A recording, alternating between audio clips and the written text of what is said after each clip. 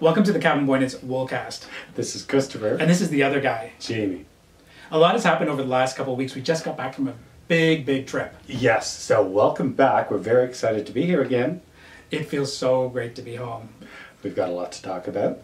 I have a finished object I want to share with you and a book review. We're going to talk about peaches and pickles, and we've also got Virtual Twist. Virtual Twist with Stephen West and Regeneration Canada, Farm to Fashion. And we have Shetland wool to talk about as well. And we stopped into a trunk show and I won a prize. You did, I can't wait to show that. And we've got some unpacking to do from a yarn shop. And I want to show you what's in my dye pot over the last couple of weeks. So sit back, grab your favorite drink, and we'll tell you our story. So, came home to find the tree full of peaches. Now a lot of them have fallen to the ground already. They're huge, but I'm going to pick and salvage the ones still in the tree because they're going to drop because they look like they're so heavy and they look juicy and delicious. Have a look.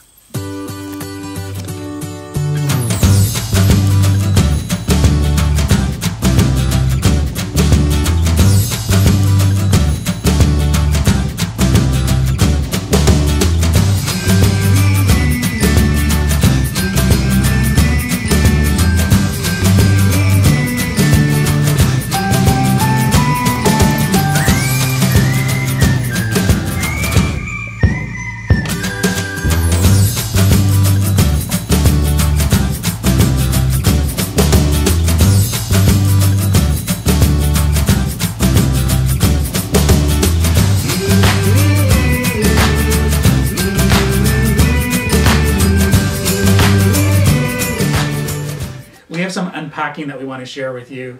Yeah, it's the last bit from, if you've been following us on our road trip, our last pit stop was at Knitting 3 Together, yes. And we picked up stuff, but we never got to unpack it. We never got to unpack it. So what did you get?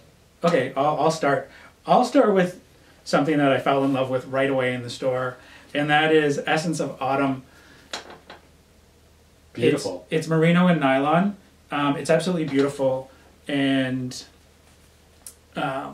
you know, I just love the colors. The colors are absolutely beautiful.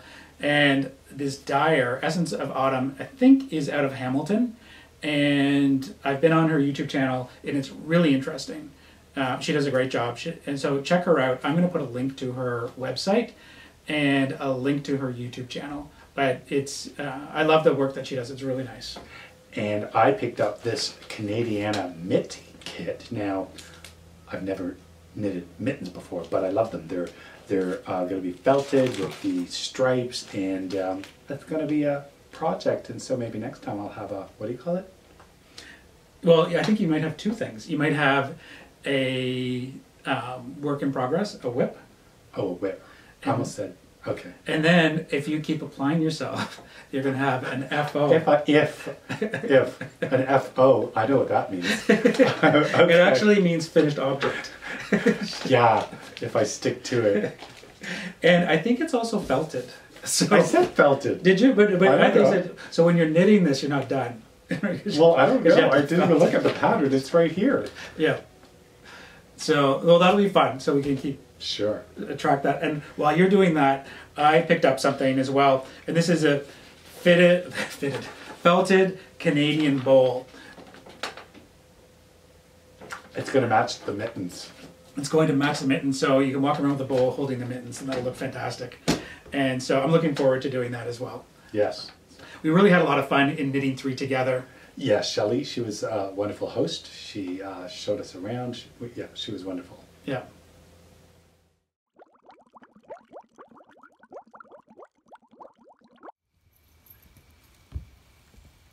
Did you catch something? Are you taking out the trash? I'm not taking out the trash. I'm taking someone's trash and I'm making it into a beautiful dye pot. So follow me and I'll show you.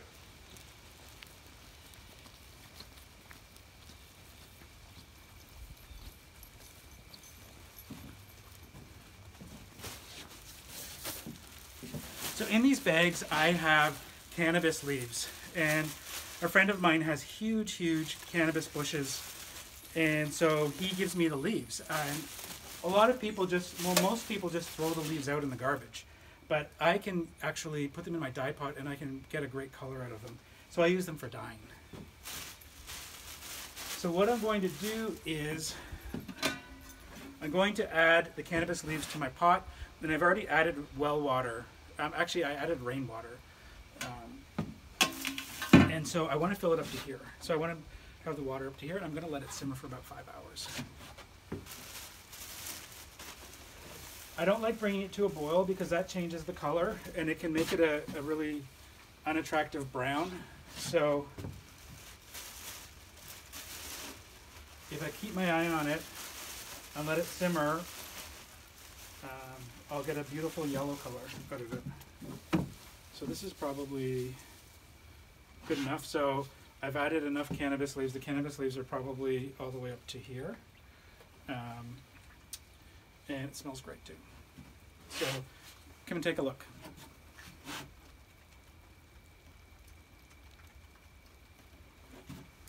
So that is what's in my dye pot this week. One of the other dye pots I've been working on is goldenrod. There's been so much goldenrod around lately, and it's at its peak. And I like to pick it when it's at its peak. Do you know why? Well, it's yellow. Yellow. It's yellower. I think it's a more vibrant yellow, so I like to pick it right at it. I also dye with it when it's dried, but my preference is to grab it when it's at its peak. Well, that's kind of the rule of thumb for pretty much any plant material, right? Flowers when they're right at their prime and bloom, what have you. That's right. So this is what it looks like. I guessed it. Yellow. Yellow. It's a really nice yellow. And so what I thought I would do is I was inspired by the trees. The trees, the colors of the trees right now are so beautiful. And so I wanted to try to replicate the color. Yeah. And so I did a ton of dyeing with my goldenrod. And then I decided to take cochineal. Yes. And I used it a little differently than I have in the past. I had a dye pot of cochineal, and then I took my yarn and I would dipped it. Usually you let it sit in the dye pot. I just dipped it for 30 seconds to 60 seconds. Yeah, that's unusual to get that color for such a short period of time with the second dipping. And do you know why I did that? Did what? dipped it in the just shortly. I just want to put it in and out, and you do that very similar to when you're dyeing with indigo. It's the same principle, but I wanted to do this with cochineal because I wanted the yellow. I still wanted the yellow to show through as well. Okay, I didn't want it to be completely saturated, and that to me looks like the leaves that are on the maple trees. So yeah, it does. So I had a lot of fun doing this. I've still got a lot brewing. I should be finished this week. But this is definitely one of my favorite plants to dye with, goldenrod. Yeah, and as well, you've done in the past where you start off with the yellow, but you can use it for a number of colors. So if you have a yellow base, you use that yellow base to then get not only what you just got this week, but you could do some of these yellow bases. You can get other colors when you decide to use them with other dye pots. What happens when I use it with indigo? Oh my gosh, blue and oh my gosh, yellow make green. But yes, I learned my color wheel in kindergarten, and I still remember it quite well. Yes, and it's not only a green. It's an electric green. Yes, you're absolutely right, and it's all based on the yellow. So when you have this incredible deep, rich yellow as a base, you're going to get these rich, vibrant colors with whatever you then dye them with secondly, and you have gotten an amazing green. Not even the same green you would get if you use marigold, for example. It's very specific to the vibrancy of that particular yellow, goldenrod. So that's what I've been doing in my dye pot. What has been in your cook pot?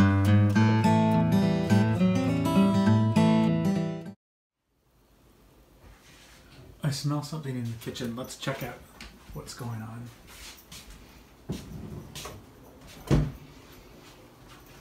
It smells good. What are we doing? Peaches. Peaches? What are you doing with the peaches? Peach cobbler? No, I'm going to make some peach jam. Mm-hmm. Yeah. Remember the peaches off the tree? Yeah. We left on our holiday, we came back, and the peaches were almost the size of baseballs. Fortunately, they're about, third of them, no, maybe a quarter of them on the ground. There were so many on the ground. Sad to see. So I picked off most of one tree, and this is part of the batch right here. And then just having some jars sterilizing some jars. Then I'm going to add some sugar, and that'll be it. Once that boils, there's just lemon juice, and once it with a little cinnamon and maple. Maple is the secret ingredient. Maple. Yeah, a little maple. Maple syrup or maple sugar? I put maple sugar, so to add flavor, and it's going to be so peach maple jam. Oh yeah. So all I have to do is add the sugar, and then once it thickens, fill with sterilized jars, and we got ourselves some yummy jam. Some Jamie jam. Jamie jam. Awesome! I can't wait. How long does it take before it's ready? Well, Before we can eat it. oh, How long do I have to wait? you don't have to wait. As soon as it cools down and coagulates and turns into jam, it's ready to just give it a taste on some toast. This is the part. You could add pectin or something else for thickening, but I don't like to add anything to thicken it. The sugar should do it all on its own. Yeah. But I might have to simmer it a little longer just so that it gets the right consistency to put in the jars, and then it'll set, and then you got some jam for a few months to come. Fantastic. Maybe for a gift to some lucky, well, hopefully lucky individuals if it turns out. Oh, I'm sure it will. I'm gonna give it to those. I'll have a list of those that, you know, if it's delicious, then there's top of list, and if it doesn't turn out, there's the bottom of my list people, which I would say that, but you know, we all have in the coal category. Yeah, we all have them. You know, the C category, which, C for coal. well, that's one word. Okay. Well, it sounds good. I can't wait to try it. Should be good. Yeah. Yeah. So we got back from our getaway, and when we left, the peaches were blooming. I mean, you know, ripening. We get back, and the things are the size, almost the size of a baseball. I'm not even exaggerating, because in times past they were only about like this, like regular peach size, but they were like this, and I was like, what? But a good percentage of them had already fallen off the tree because of the weight, and to see all these wasted peaches on, I was like, oh, must make jam. So I made some. However, you had to wrestle the dog to get the. Oh peaches. gosh, the dog's been stuffing his face the whole time we were away, because we had a good friend dog sit, and he's been eating those peaches. They've not gone to waste, that's for sure. He loves his peaches.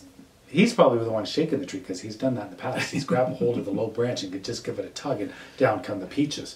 So, but there were still a lot of peaches on the tree. Yeah. And I picked Yeah. Oh them. yeah, for sure. Yeah, picked them, made the peach jam. I got quite a few jars out of it. I think I got about 20 with what was left on that tree. And did you put anything else in the jam? Any surprises? It's a secret. It's called maple. Maple. Yeah. And I also then, you know, that time of year, so I made more pickles, and I made some pickled beans, and they're local. They're from the farm just 2 streets over, the next concession road. Willow Creek Farm. Yes. Oh my gosh. They have the freshest produce. They grow it all there, the best corn, I must say. But I had not tried these pickles, and I gave a couple of jars away to friends. One, who's my good Italian friend, who has been making pickles with his mom and family since he's a child, a teenager. He absolutely dreaded it. Peach as well. And so he brought a small jar to his 9-year-old Italian mom, and she thought they were delicious. She said they were. He said they were amazing as well. And I had never even made pickles before. We've since tried them, and yeah. They're really good. They're good. They're I good. like them a lot. Now, we bought these from our LFS. LFS. What do you call those things? Local farm store. Oh my gosh, what do you call that thing? What do you call that when you take letters and make it into An acronym? an acronym. Like the WHIP and there are others I don't know, I'm still learning. What do you do? DFO. I know, I just wanted to show that to everyone. Because you can't, there's not very many stores you can buy pickled beans. Oh, those yellow beans are so crunchy, just but like they're delicious. crunch, delish. So you've got you've got other things to show. We went to, you were the one who told me about the trunk show. Oh, the trunk show, yes, at Grey Heron. Grey Heron. Yeah. Karen. So. Grey Heron, Karen. No, Grey Heron Yarn Store, Karen. Karen, I know you're watching, so I wanted to correct. It's Karen at the Grey Heron. Yes, in her new digs. Oh, yeah, that's right. She moved into a much larger space. So if you drop in there, Belleville downtown, I mean, more space, more product. She's got a ton of stuff. She does down there. Yeah. So the trunk show, Lise Noakes. Now she's a local. This woman is amazing. She's been doing this for, she told me, 50 plus years. Yeah. And last year, how I met, she knitted my, was it last year? Your Rhinebeck sweater. My Rhinebeck sweater, the first and only time I've been to Rhinebeck, and I had my fantastic, beautiful blue Rhinebeck sweater with his amazing dyed yarn. And she whipped that sweater up together in a matter of a couple of weeks, I think 3. She was recommended by Karen, and she was having the trunk show. And she's been spinning her own yarn and dyeing her own yarn for many, many years. And you can tell it's beautiful. Oh, it's amazing. And so we popped by her trunk show, and we bought a couple of things. Yeah, I'm glad we did.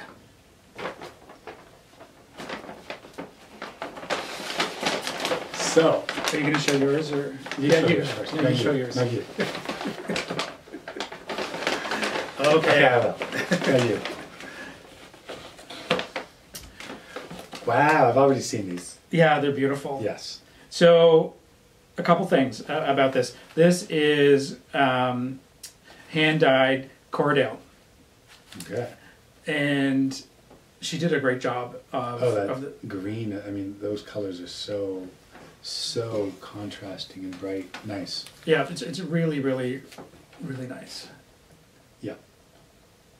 And hand spun. So this one is hand spun, and this is mohair, and can you read that? It's Romney and mohair. super soft. Yeah, and this is hand spun as well, and the prices are really good. Like I Is think that right? for hand spun, oh my gosh, yeah, she's yeah, that was really they're priced Really well. really well, and but her spinning is fantastic. It's fantastic, and I cannot wait to knit with this. Well, it says something for experience, right? Yes, for sure. Experience. Yeah, she spinning. did a fantastic job. So I even picked some up because I thought, I like this. I don't know what I'm going to do with it yet. Isn't that the way it goes? I know that's the way it goes because And I know that some people buy yarn, stack it up, buy it for future projects, not knowing what you're going to do with it. But you were the first one to grab some yarn. I did. I said Yeah. this because this multicolored, and again, what is it? It's the same. It's the same. So it's Is Cordell. it the same? Yeah. Yeah. And Yeah, it's similar to the one you have, but I like it's hand these. spun, hand dyed Cordell. Yeah. So again, multicolored, love it, and I love this one because it's a very gorgeous purple with some dark. Looks like navy, or it could be the natural, but I think it's navy. And I don't have my glasses on. I'm vain that way. It's over. It's right here. It is Paulworth. I think that's what it is. Yeah, that sounds about right. Yeah. That sounds about right. Yeah. Okay. Yeah, beautiful. Love it. Oh, and so not only did we get fantastic yarn, we were Yeah, the asked, story gets better. yeah, we were asked to enter. They said, "Oh, since you're here for the trunk show, you might want to enter this draw." And I'm like, whatever. She put her names in. Did you So- enter for me, or did you enter you twice? No, we didn't. Oh. She just went ahead and she knows our names. She put Christopher and the other guy in the battle box, unbeknownst to us. And I don't know, a week or so later, I get this telephone call. Hi, it's Karen. Karen from Blue Heron, Grey Heron, Grey Heron. Grey Heron, and We did see a blue heron though when we were away. we did local. So, guess who won the draw? The other guy. Yeah, Jamie, me. So, what do I get? I end up getting these fantastic 2 gigantic skeins of yarn, a beautiful blue, Briggs and Little. Yeah. And these I won along. I don't even know what. Oh yeah, the Briggs and Little. So are their own Briggs and Little. Anyway, Briggs and Little. Amp. Oh, but there's something hanging from it. Well, yeah, I know. I don't. Oh No. Oh. You can't see that. Do you see something shiny? Yeah, right there. I see it. What do you call it? What is it? Whatever. Yeah, What a do you stitch call it? marker. A stitch marker. Oh my gosh, I'm learning new words every day. And then the needles to do. Oh, it comes with a pattern. It's got the needles and a pattern for these boot socks. The needles to do the job. Never knitted socks before, so I'm going to be learning how to knit socks. It's called And- the Tuffy. The Tuffy boot sock. The Tuffy boot sock. And my project bag. Oh, I didn't know you got a project bag as well. That's nice. Great heron. Thank you. Excellent. Because it might spend more time in here than it does over here, because it's going to take me a while. And this fantastic book, Cool Socks, Warm Feet. Now, if I give you glasses, will you read the back of the book? Oh my gosh! Because it's worth reading. Is it? Yes. Lucy Neatby? She's from the East Coast. She's from Of the Canada? East Coast. Lucy Neatby. Let's see. Oh. For climbing a mountain or seducing a lover's feet under the coffee table, these socks will work for you. They are a miracle of knitting engineering made accessible through Lucy Neatby's clear instructions and informed commentary. Here are mix and match heels, toes, and cuffs for producing your inner sock. I like the seducing a lover's feet. I thought you'd like that. That's why I should read it. Wow. That's great. It's sock porn. That's what it is. Sock porn. It's sock porn. It really is. I'm going to be very excited to get this project. So thank you, Karen. Gray Heron down in Belleville. Stop by her new shop. It's amazing. And Fantastic. she's a wonderful lady. And thank you, Lise Noakes as well for Yes. for my Rhinebeck sweater and the wonderful yarn. I can't wait to knit with that. Yes. Awesome. I've got a book that I purchased at the. So we're following the same Gray Heron theme because the book came out when we were on holiday, I think, and I wanted to hold off on buying it because we did go to a number of yarn stores when we were on our trip, but I wanted to hold off and buy it at Karen's shop. So I did, and it is Saltwater Gifts. It's like the trilogy, isn't it? It's the trilogy. It is. They didn't even realize they were going to have a trilogy. And this But is it's the third book. Trilogy, that's 3. I do that for my own self. I know you know. Just to confirm yourself. Just to confirm that. Right? Christine LeGros and Cheryl DePearl, Shirley A. Scott. And so this is the third book. Wonderful ladies. And we've talked about the other 2 books on the show. Mm-hmm. And so it's the last book I was talking about was the Saltwater Gifts? Gifts. No, that's this one. He'll be okay. Was it Saltwater Mittens, Saltwater Classics. We were talking Saltwater about Classics, because you knitted your classic, what are those, Vamps? Vamps, yes. V-A-M-P. Yes. Yep. Yes. And so, and then after that, a number of people said they're coming out with a 3rd book. And so I called Karen and said, voila. please save one for me because I know Yes. that they go fast. And I'll probably pretty much say what I've said on the other books, that when you open this book, you feel like you're stepping into Newfoundland. And because it has that feel to it. You learn a lot of things about Newfoundland. I love the backstories, and there's always little history tidbits and people stories and photos to go along with it, and it's all local photography from the area, so you feel like you're diving right into Newfoundland with this book. Yeah, and what I like about it is there are some garments in here, but they're patterns, but there's also non-garment patterns. So non-garment patterns, like patterns for patterns for pillows, for example. Like a knitted book, that's incredible. Well, there's book covers, but pillow covers. So they've got knitted pillow covers in here. They even have a little poncho for a dog. And we need a big poncho. We need a big poncho for our beast. But he has a perma permafir. He usually looks like a sheep come winter, so I don't even know if he would need that. Yeah. But it's a wonderful gift for any pet. And they have a couple of new hats as well, and I actually finished one of them.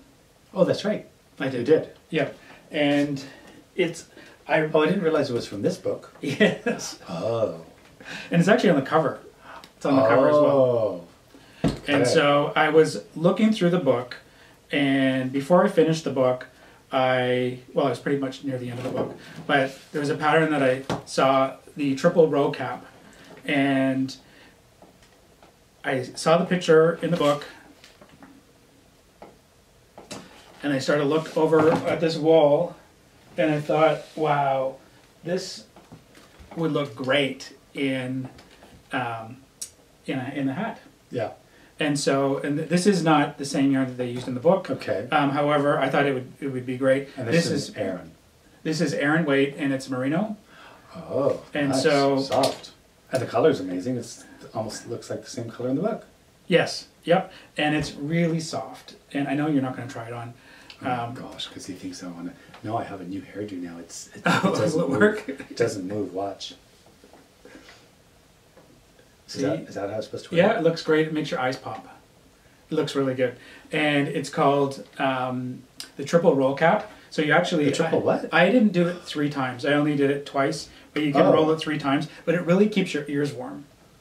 And that's why the thick, what do you call that? What do you call that? Cuff. The cuff? Yeah. The brim?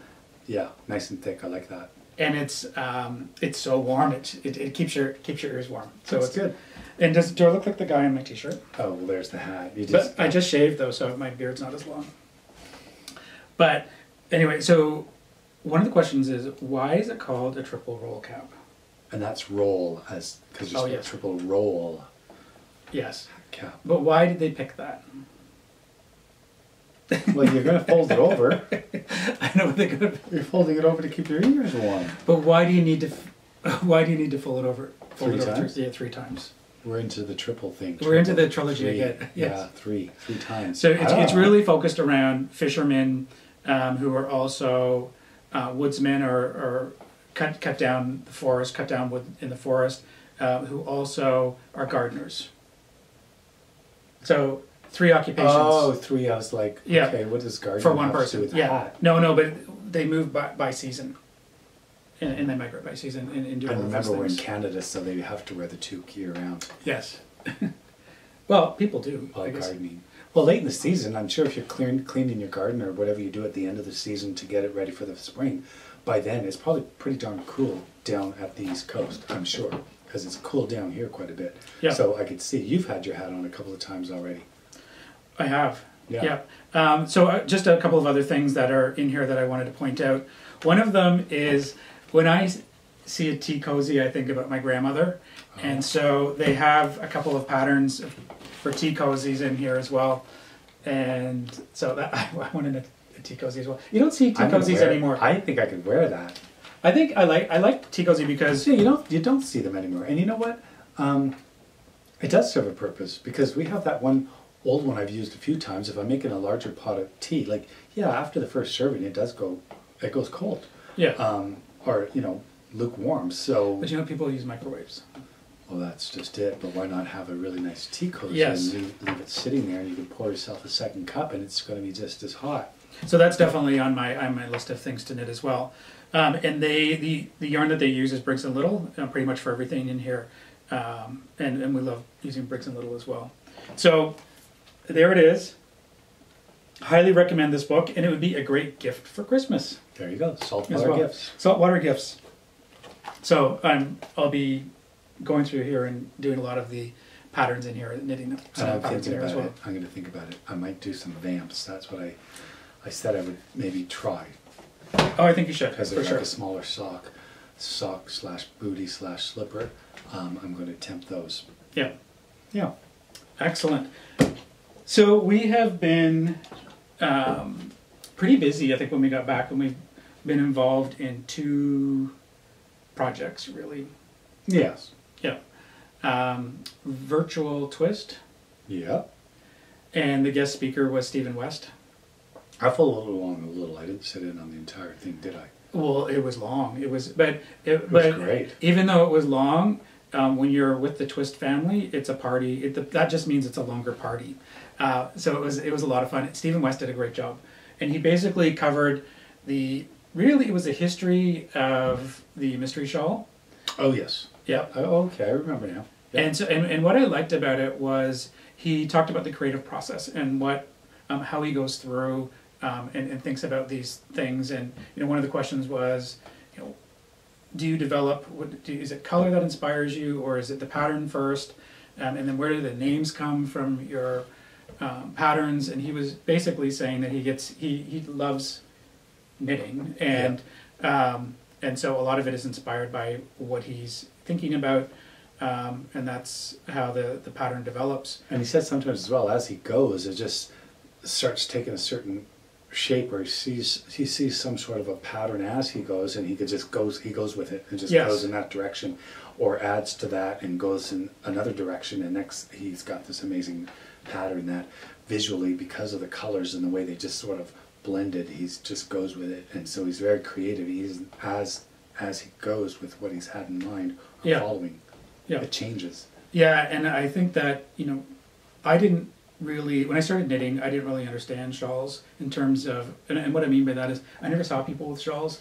I guess my grandmother may have. Them around their shoulders. Yeah, and I guess I wasn't hanging around the right groups. And so as I started knitting, I started to appreciate them more. And my daughter wears shawls a lot. Yeah, she does. And so the first shawl I ever knit was a Stephen West shawl, which was I think the right place to start. But it was really interesting to hear his thought process through all of this, and the name comes after the product has been, or the garment has been designed. Stephen had a bunch of quotes during, and he's always an amusing speaker, and one of them was, "Shawls are the jewelry of knitters."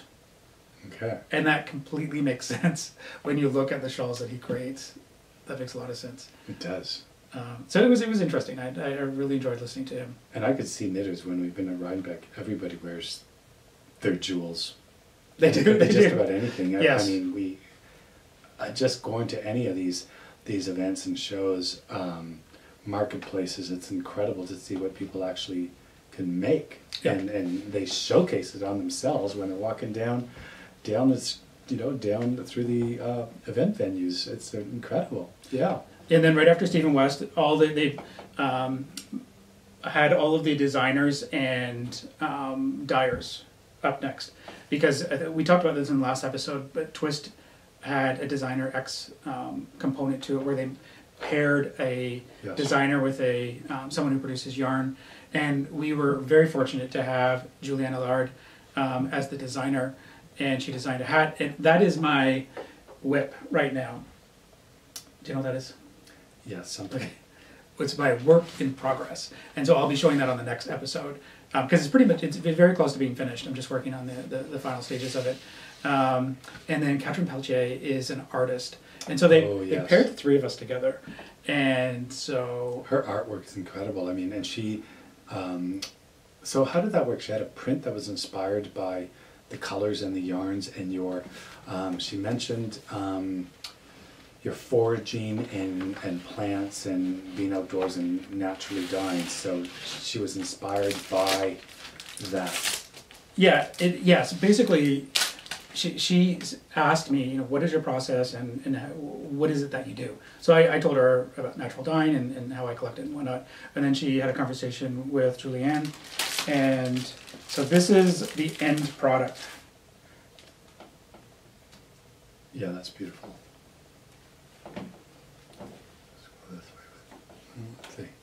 Let's see. Does that work? I'm not sure. I'm going to put a picture up here anyway, in case. That might work. I don't know, with the way the sun's coming through those windows in front of us. And then she gave us some little cards as well. Yeah, it's beautiful. Yeah, she's a fantastic really well artist.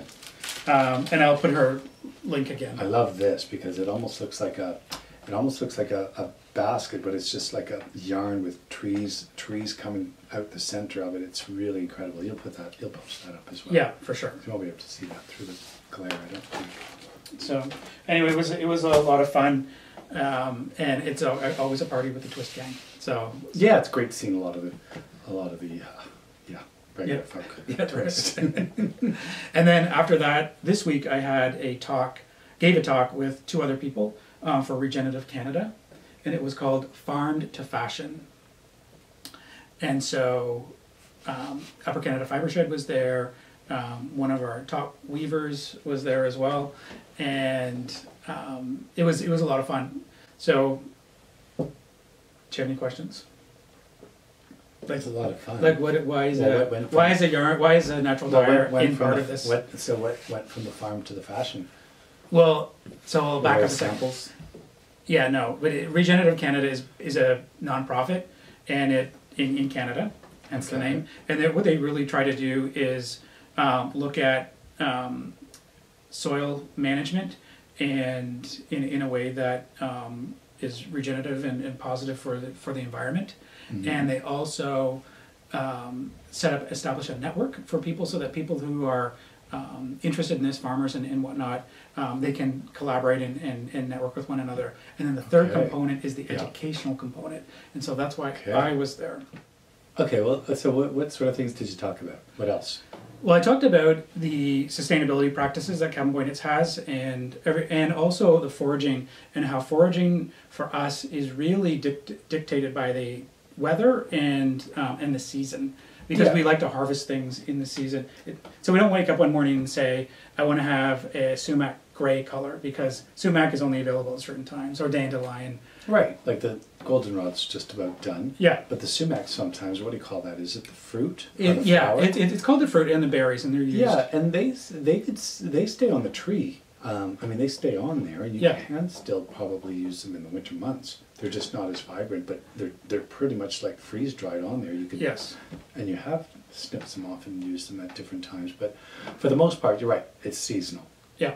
Yeah, so I talked about that, and just the fact that we use rainwater or snow or well water in our dyeing, because we really try to have minimal environmental impact. So yeah, and like you said, it's all around the property or down the road. I mean, we always have neighbors where we're snipping away down the side of the road, and there's always somebody ends up driving by, and they're just thinking, "What the heck are you folks doing?" They don't understand what we're snipping or picking at, and so they're always curious. It does generate a conversation. And then he's like, "Oh, it's for what's in my dye pot." Yeah. And they just kind of scratch their heads and like, "Okay, bye, y'all." No, it does open up some conversations, which are pretty good. But anyway, I really enjoyed that. I will put a link. I think it was recorded. And so if anybody is interested in that, or the organization, I'll definitely put a link to that. Yes. So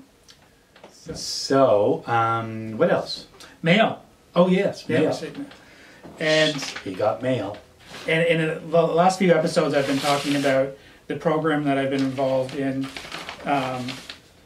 with Longway Farms, and they've been providing or sending out some mail every month with a new breed of sheep.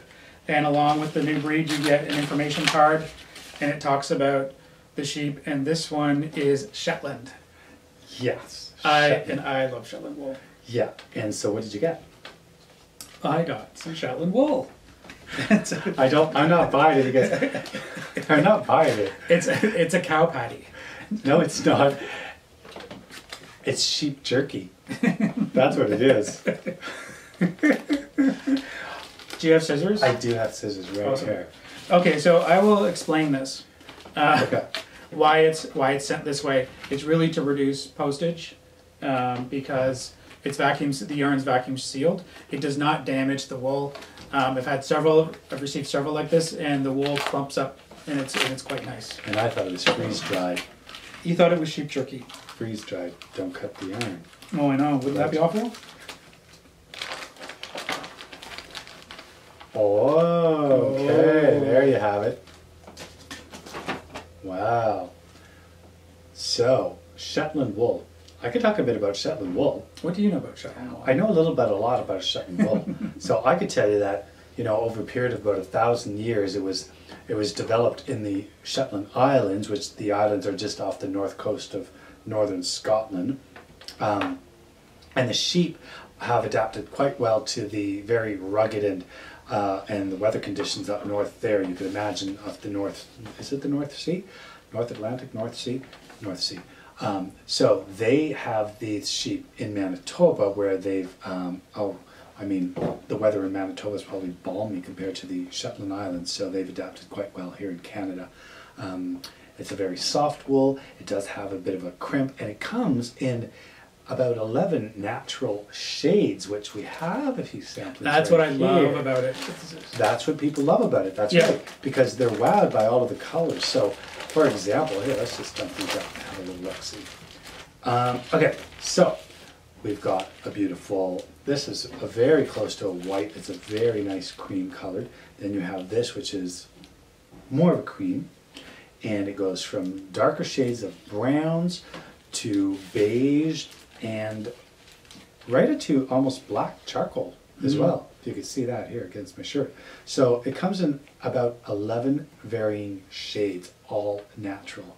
So imagine if you want to knit a beautiful sweater or hat or mitten and just have a mix of natural colors, you could get quite the blend. It would be quite the design if you used even just natural or add a little bit of naturally dyed color in with your Shetland.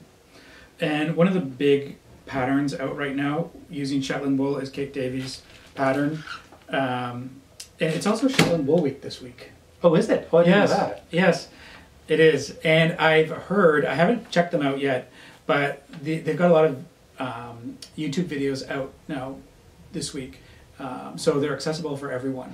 And so we definitely have to check that out. Yeah, and this is traditionally used in Fair Isle knitting as well. But you could use it for just about any project because, as we mentioned, it's very bouncy and soft to the skin, and you could use it to knit just about any project. Yeah, and I'm going to be knitting this hat. Oh, are Kate you? Davies hat. That hat. Yeah. Wow. Is that sheep on it? It is. I love it. They're Shetland sheep. Shetland sheep. From Shetland Wool. Wow. Yeah. So I'm excited about that. Okay. That's Good. fantastic. Yeah. And what else do we get? I got one other thing I forgot to What bring did you up. get? Well, we made a pit stop when we got back. We were just really wanting to see Lori at the Black Lamb in Port Hope. And One I of our said, favorite people. Yes, and I said, that's it. I wanted to see her before we left. We didn't. I said, we're going and popping by her shop. Let's see if it's open. So we popped by the shop, masks, you know, we did all the protocol. Yeah. Had a great conversation, just showed up and surprised her. And then I saw these hanging on a rack. Whoa, whoa, whoa, whoa, whoa, the never-ending socks. Don't ask, don't tell. I don't know what I'm going to do with these, but okay, well, I'm sure somehow I need to wear these somewhere, sometime, somehow. Soon. They're beautiful and they're soft. And where do they come from? The Black Lamb.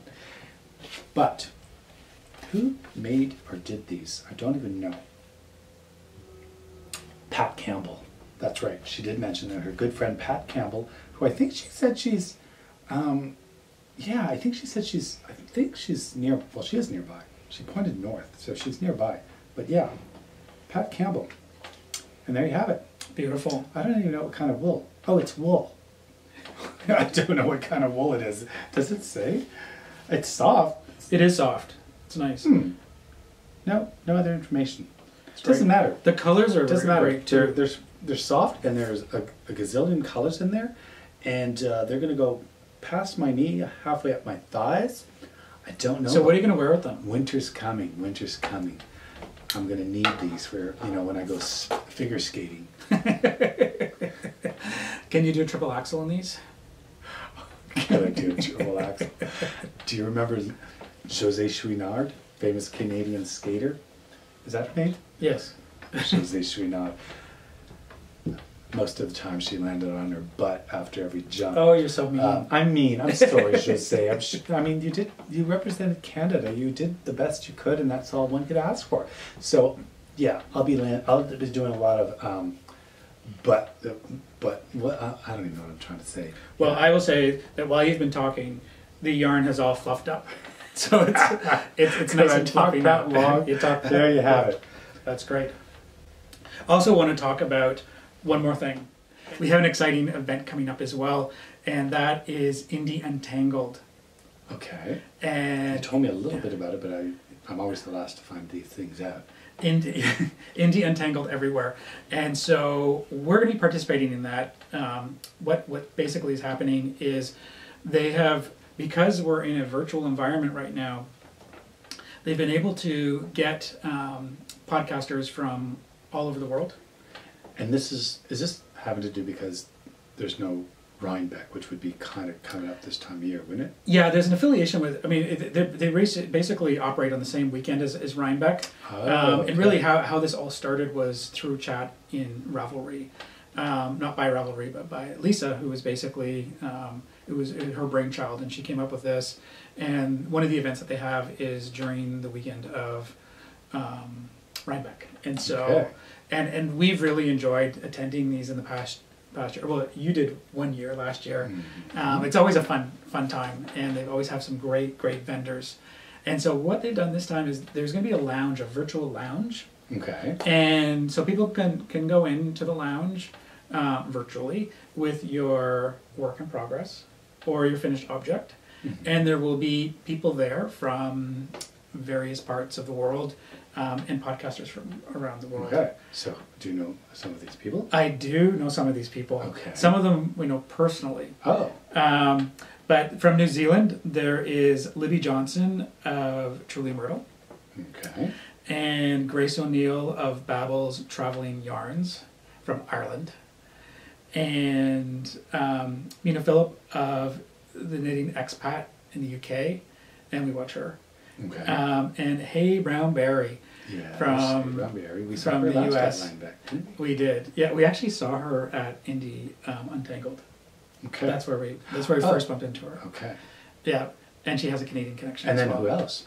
And then someone named Cabin Boy Knits Wow. from Canada. Canada. Yes. so that would be great. I'm really looking forward to that. It'll be a lot of fun. They remembered Canada. And this is happening October 15th to 17th.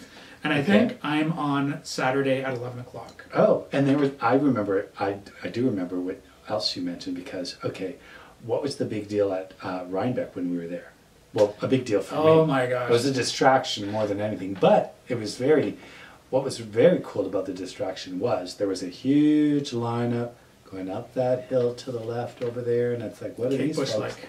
What are these folks all lined up for cider donuts Yes. for? Yeah, apple cider donuts. Yeah. So a lot of us go for the yarn, some of us go for the apple cider donuts.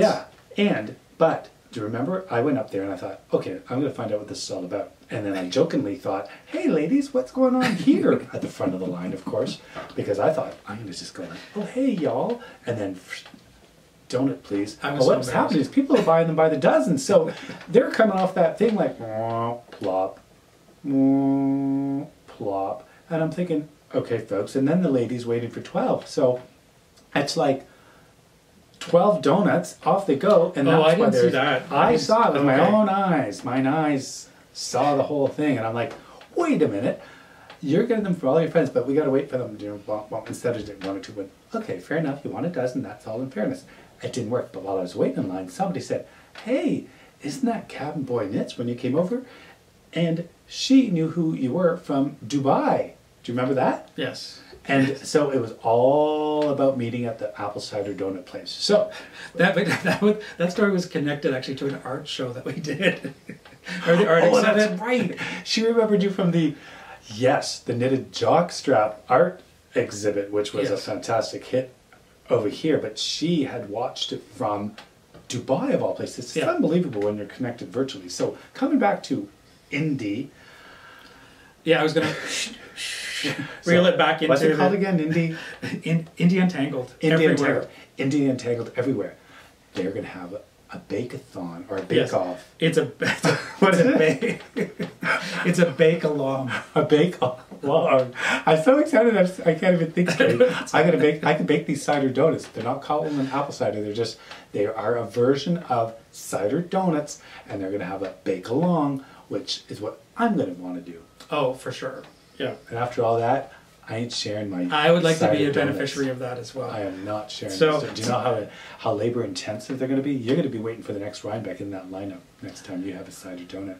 And I have checked out the marketplace already, the vendors who are going to be there, and it looks great. So I will put a link to this as well, the disclosure, applicable disclosure along with it, and highly recommend that you check that out. It should be a lot of fun, and they've got a lot of great events as well. Yeah. So that is our story for this episode. I enjoyed sharing it with you. Enjoyed talking to you about it. And before we go, we should thank everybody who's followed along on that journey, because we thought, okay, it was a long journey. I mean, it was over 3,500 kilometers, but we just thought we'd have a little bit of footage here and there and photos, and it turned into an epic mini series. And so for those who followed along, thank you so much for following along and inspiring us along the way with your commentary. We absolutely loved it. Yeah. And on that note, have a wonderful week, and thank you for watching. Bye-bye. Bye-bye.